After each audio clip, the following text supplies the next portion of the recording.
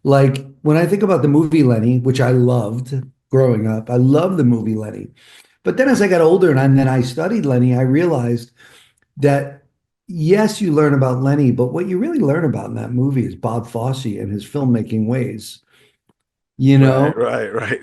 they I would have liked a deeper dive. That's nobody's fault. That's certainly not Hoffman's fault. He's one of the greatest actors of our time.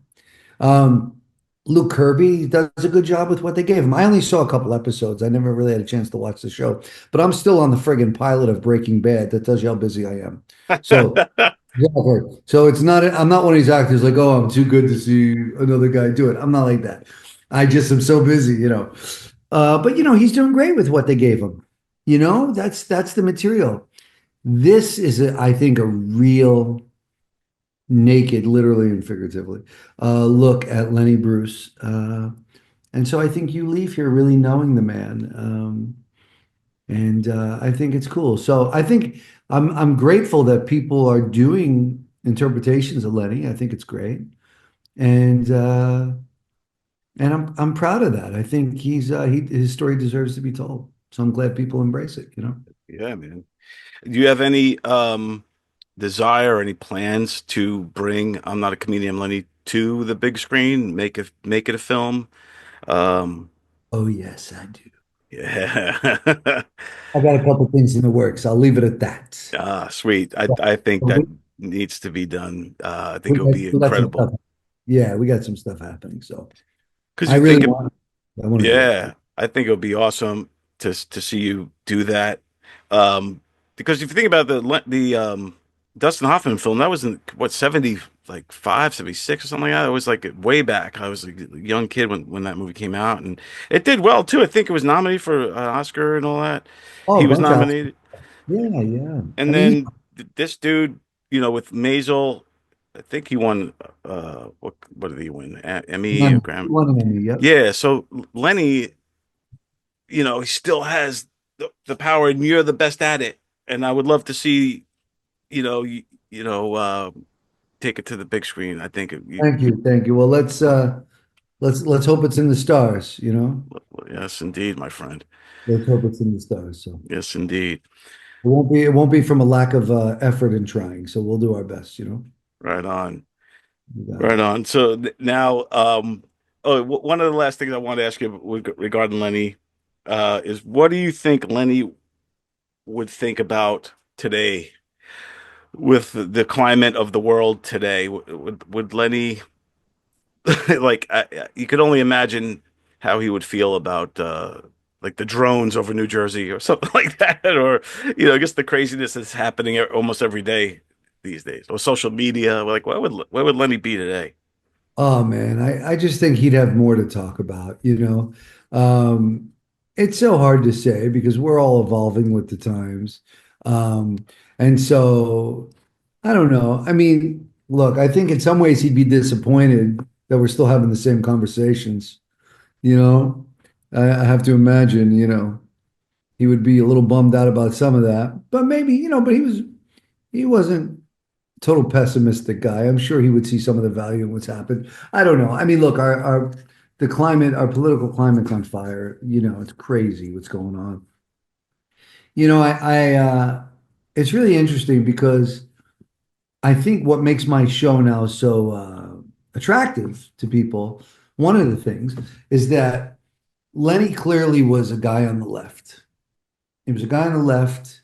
He spoke for the brown and black people. He spoke for the beatniks and the artists and the jazz musicians, and he spoke for those people. Now, today, people are screaming on the right, don't take away my words.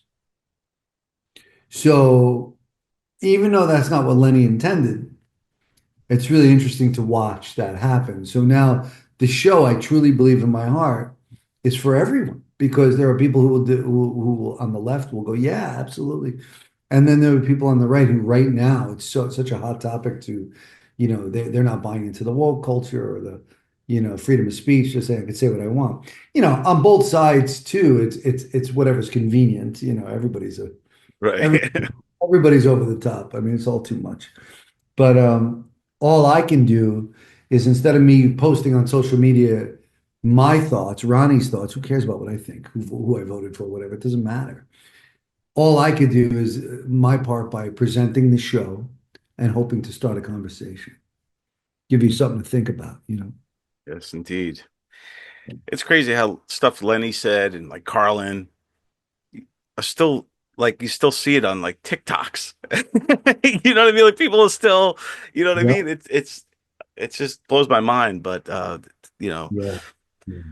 but Ronnie, again, thank you so much for taking the time to do this. I know you're a busy guy, You and got it. this means a real lot to me. I mean, you know, obviously love Lenny Bruce, love what you're doing, and definitely want to come out and see one of your performances when you know when you come around. I know you're back and forth in Jersey, and so you know, I'll be checking out the schedule. LennyBruceOnStage.com. Everybody's got to check it out. Yeah, man. Well, thank you, Don. Keep doing what you're doing. It's great, man. And Well, we'll keep moving along. We'll be in New York this weekend, actually, not the show. I'm just coming in for some other business, but we'll connect. We'll connect. You'll come see it. It'll be great. excellent. You're the best. Ronnie Marmo, everybody. Thank you so much, Ronnie. Thanks, Don. Appreciate you. You got it, pal.